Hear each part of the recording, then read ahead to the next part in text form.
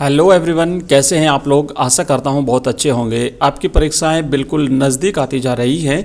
माध्यमिक शिक्षा बोर्ड राजस्थान अजमेर की तरफ से जो टॉपर स्टूडेंट्स रहे हैं बोर्ड परीक्षा 2022 में, उन टॉपर स्टूडेंट्स की कॉपीज़ जो है वो आज देखेंगे। और आज अपना सब्जेक्ट रहेगा हिंदी कंपलसरी। हमने पिछले वीडियो में जो टॉपर स्टूडेंट्स रहे थे ज्योग्राफी में, उनकी 2 कॉपीज़ देखी थी, एक इंग्लिश मीडियम की और एक हिंदी मीडियम की। आप लोगों ने देखी होगी, अगर नहीं देखी तो ऊपर आई बटन पर आपको मिल जाएगा लिंक, वहां से देख लीजिएगा। हिंदी की जो कॉपी है, इसके बाद में जो बाकी सब्जेक्ट है उन सब की भी कॉपीज देखेंगे। आज हिंदी की हम 3 कॉपीज देखेंगे, उसमें से पहली कॉपी अभी फिलहाल हम देख रहे हैं।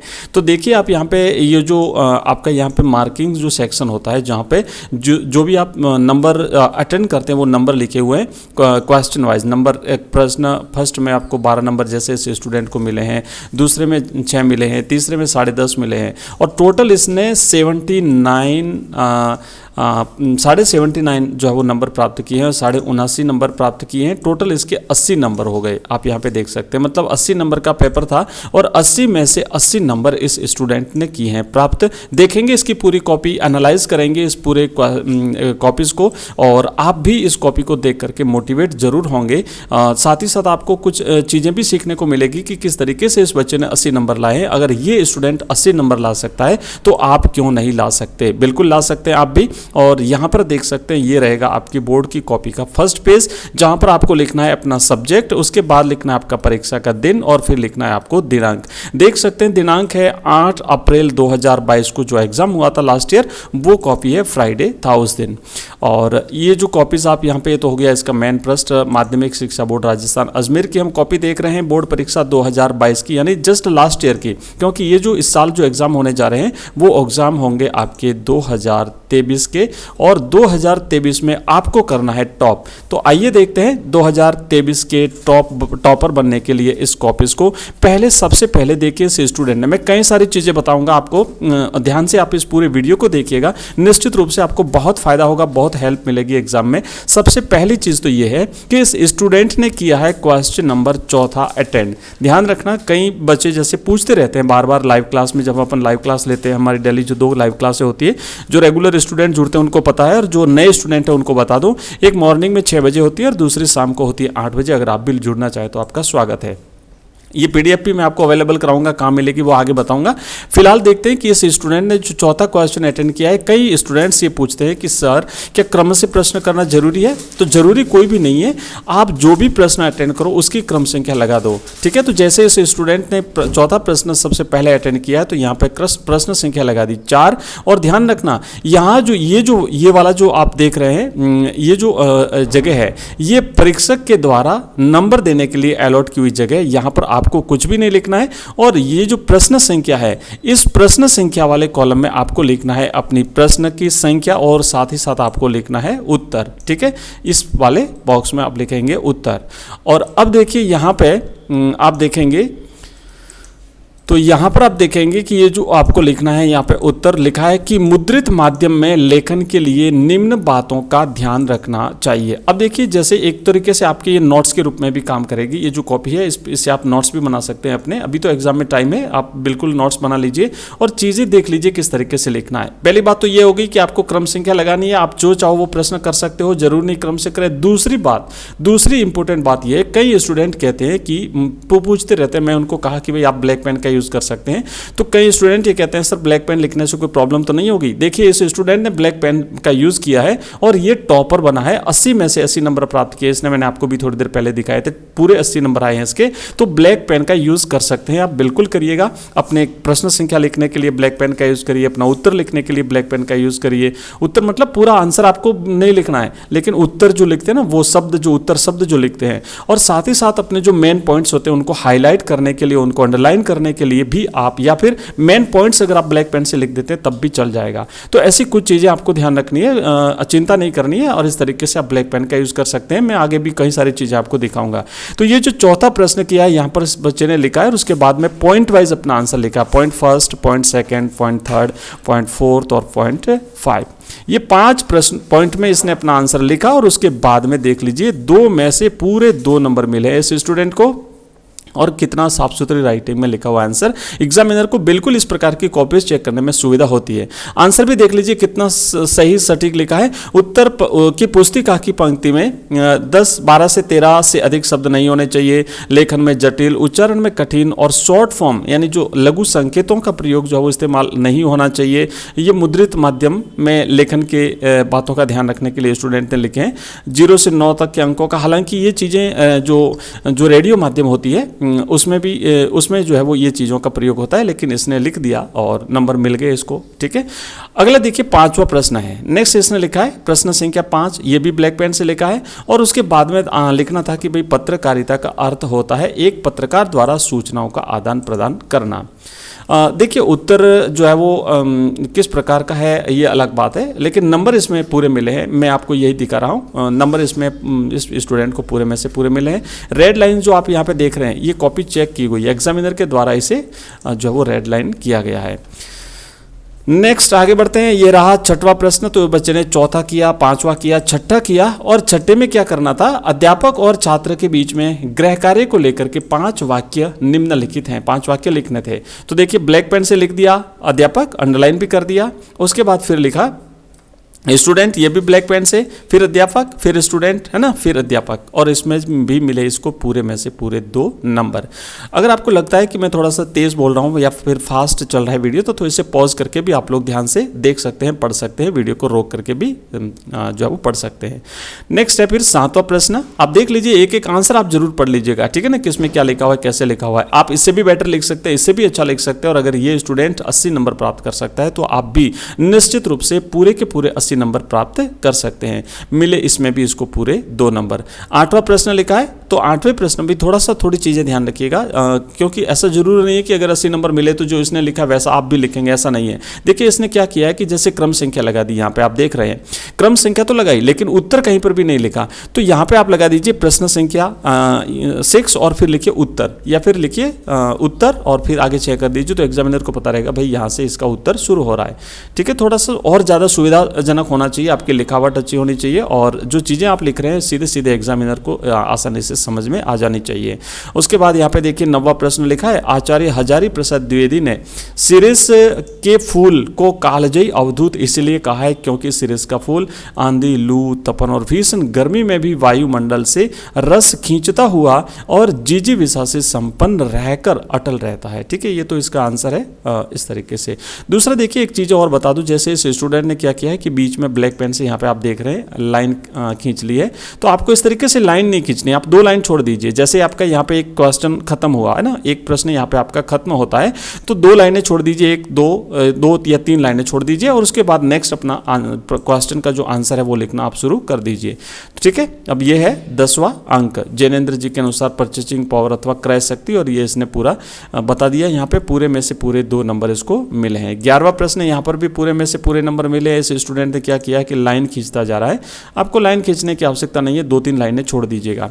उसके बाद में ये है 12वां प्रश्न, और इसके बाद ये है 13वां प्रश्न। मैंने आपसे कहा था कि अगर आप ये पीडीएफ प्राप्त करना चाहते हैं तो मैं आपको बता दूं, ये पीडीएफ मिलेगी आपको हमारे ऐप में। हमारा जो ऐप है उसमें पहले तो ऐप बता दूं कहाँ से लेना है, प्ले स्टोर पे मिलेगा, आप वहाँ पे लिखेंगे एजुकेशन राइज, और या फिर इस वीडियो के डिस्क्रिप्शन में लिंक दिया हुआ है, उस लिंक पर क्लिक करके भी आप डायरेक्ट हमारा ऐप डाउनलोड कर सकते हैं। उस ऐप में हमने विभिन्न कोर्सेज बनाए हैं, और ये जो कॉपी है आपको हिंदी के कोर्स में मिलेगी, हिंदी का कंप्लीट कोर्स, हिंदी का पूरा कोर्स, ऐसा करके एक आपको कोर्स मिलेगा, उस पर क्लिक करिएगा, और वहाँ पर जब आप जाओगे उसमें वहाँ पे नीचे अलग अलग फोल्डर बने हुए हैं, तो वहाँ पर आपको मिलेगा टॉपर्स कॉपी, है ना, टॉपर्स कॉपी करके उस पर जब क्लिक करोगे तो वहाँ पर टॉपर्स 2019, टॉपर्स 2020, टॉपर्स 2021, टॉपर्स 2022, इस तरीके से सारे जो टॉपर्स रहे 17 वाइज, उन सबकी कॉपीज़ आपको वहाँ पे मिल जाएगी। तो वहाँ से आप ये कॉपी देख सकते हैं, पूरी तरह से आपको पीडीएफ वहाँ पे इसकी मिल जाएगी।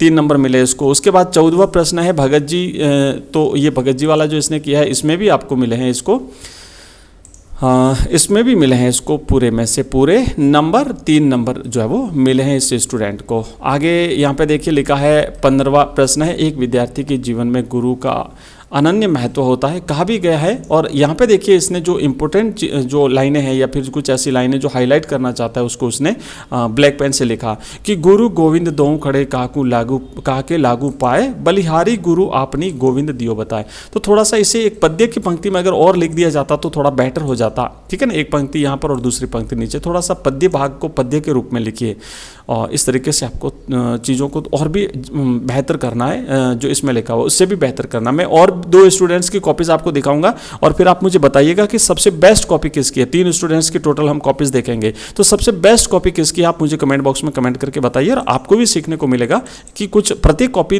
जब हम कंप्लीट देखते हैं तो कुछ ना कुछ तो नई चीज़ हमें देखने को मिलती है।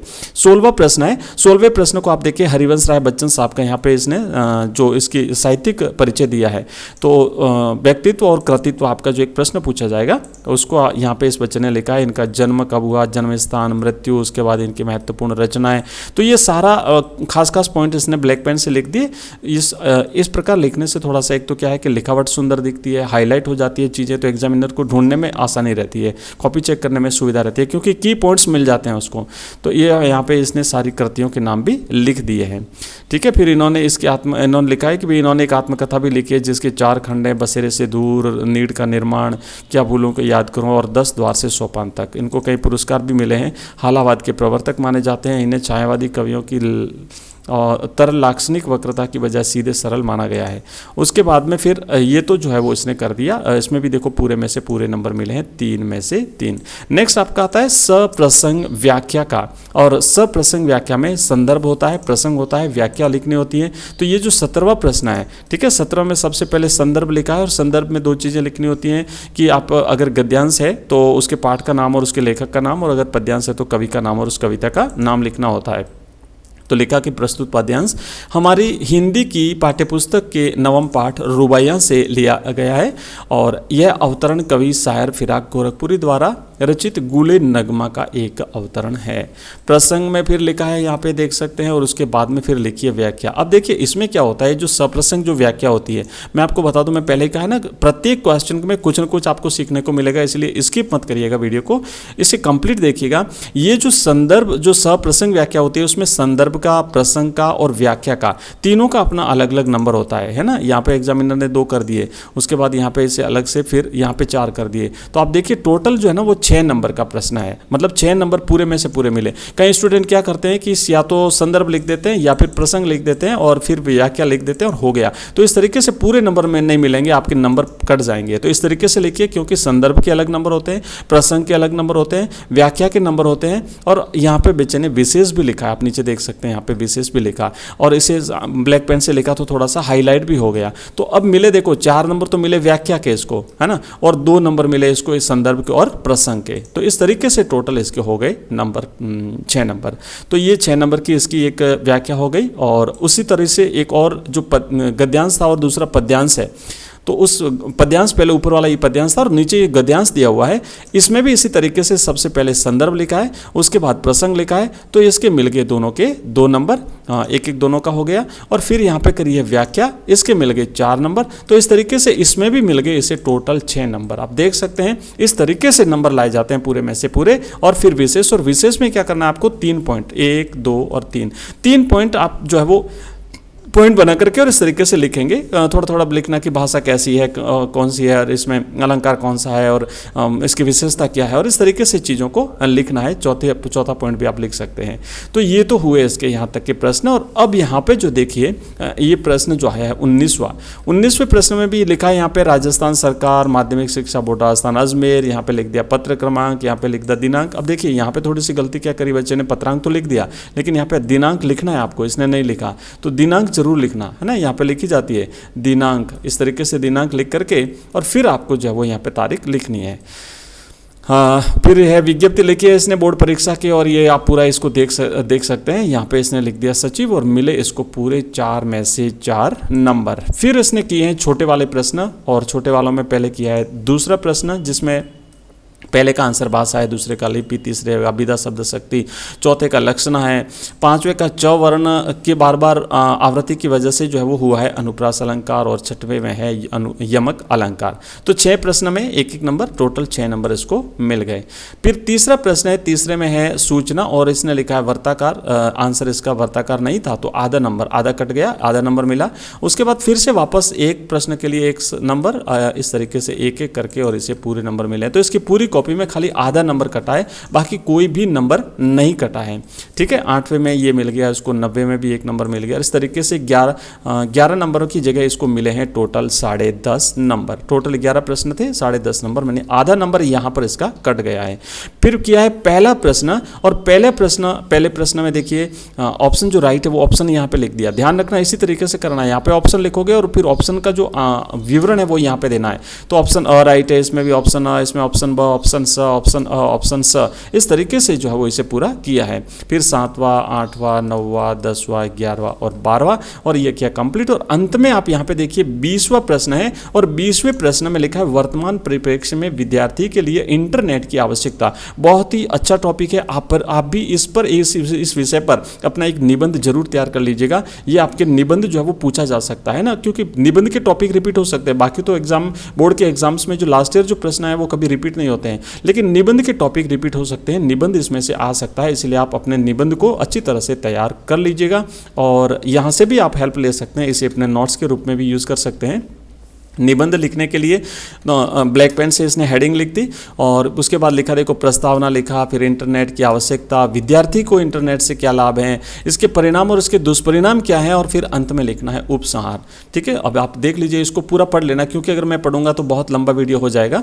आप लोग इसे वीडियो को रोक करके बीच में और इसको पढ़ सकते हैं।